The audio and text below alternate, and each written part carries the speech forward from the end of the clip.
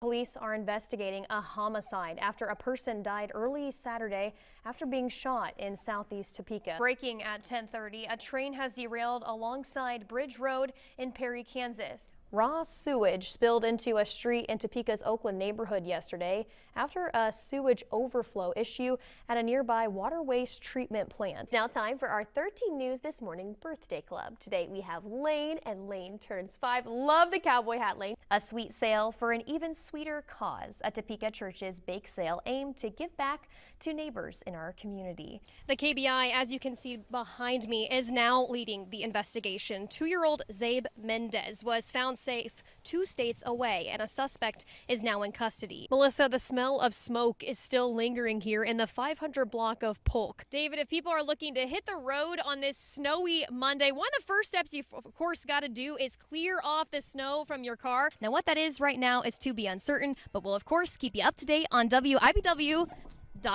Luckily, the view for me now is pretty clear, but just days ago, you could barely see the road in front of you.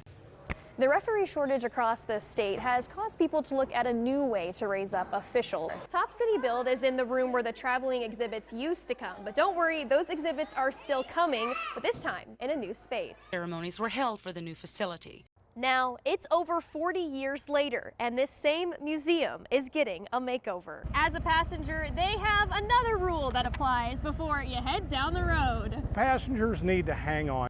This was just weeks ago. Are you okay if I get video of him? I'm a 13 News of him with his sunglasses on. Is that okay? Oh, he's adorable. 13 News met Zabe Mendez and his father Robbie at the Topeka Zoo June 21st. Look, stickers. Yeah. Okay. A screen grab from our video was sent to people around the state Tuesday morning when authorities issued an Amber Alert for Zabe. He was found more than 6 hours later in Mattoon, Illinois. Robbie Mendez told 13 News Wednesday Zabe made it home last night around 10:30. He was exhausted but safe and unharmed. Today, he's doing well and seems happy, but we know the road ahead is unpredictable and won't be easy. Robbie Mendez also identified Zabe's mother Ashley and Ashley's father and Zabe's grandfather Sean as the 2 people found deceased Tuesday inside a home on Northeast Wabash. Robbie Mendez says Christopher Barnshaw, who had been arrested in connection with Zabe's kidnapping, was Ashley's brother and Sean's son. Robbie Mendez said Ashley and Sean were both truly good people, and they will be deeply loved and missed by many. This is a heartbreaking example of what it can mean to love someone to death. Christopher struggled with serious mental health issues, and despite everything, they never gave up on him. In the end, their love and compassion for him ultimately cost them their lives. Robbie Mendez said he's trying to be strong for his son. He adds, Zabe loves his mother deeply, and Ashley's heart belonged entirely to him. I truly believe she kept him safe and helped guide him back to me. Ashley was a wonderful mother, and Zabe will always know how much she loved him.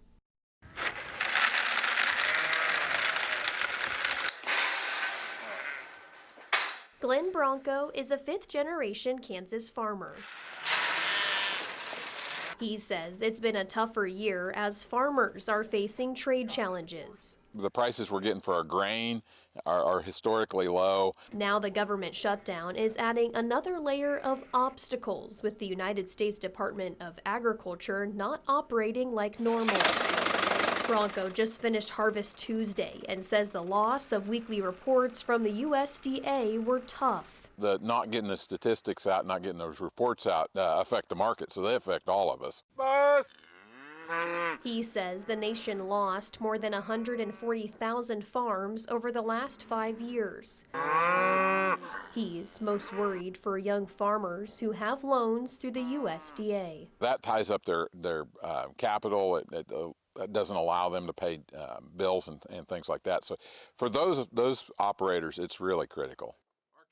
Tasha was a very glamorous young child. Tanya Boyd got a text Monday that the place she laid her beloved daughter to rest was severely damaged. So when I came the same day, I just busted into tears, and I'm like, no, no, no. It's like reburying her all over. All this dirt is very traumatic looking. Taisha's grave didn't look the same. No grass, her headstone is chipped. All the stuff that was on it is off, except for one little thing, which is the sunshine. I had an angel out here. Angels are very important, and I feel my daughter is an angel, and it was destroyed. But Topeka Cemetery says the damage came from heavy equipment used in a burial during the icy weather last month. Her daughter's buried here in this pink section on this side. The grave that we dug and had in February was back over here. The ground was frozen at the time. What was it?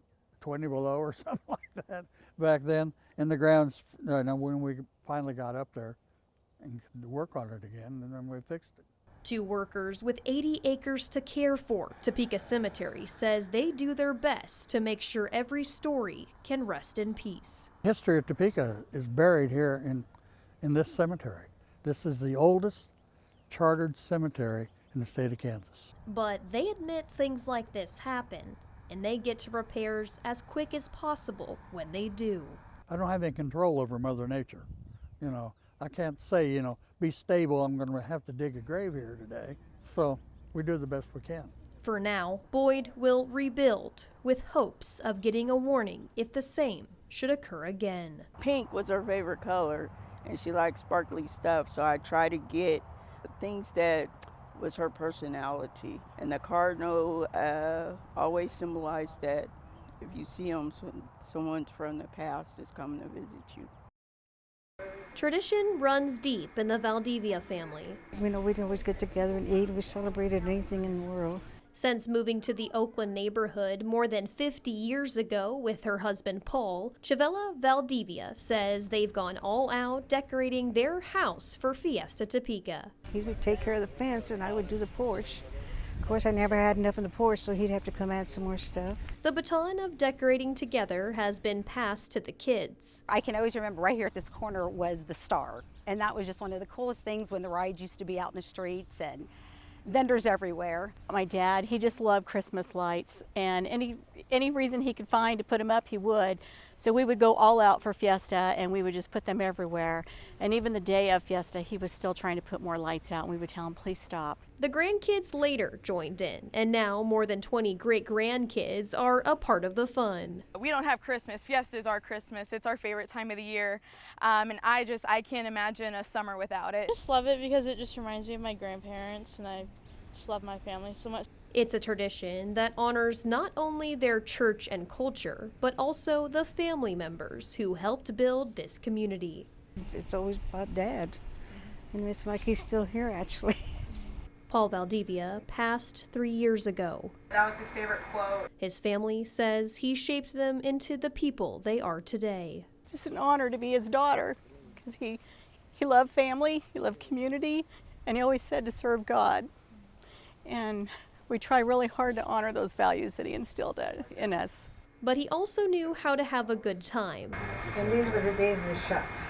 Chavella says Paul was a tequila man who started a tradition of taking shots together as a family every year during Fiesta. It's a shot he was known, shots.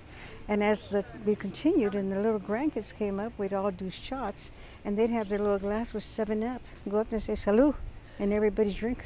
The Valdivia family says Fiesta is about generations coming together to celebrate their roots. I think people enjoy it because they get to see so many new faces that we don't ordinarily see. It's nice in a Mexican community, and it's changed a lot of ways in Fiesta too, but keeping the tradition and trying to pass it on and keep those things alive. So great to see everyone every summer, and it's just probably the cherry on top for us. Claire Decatur, 13 News.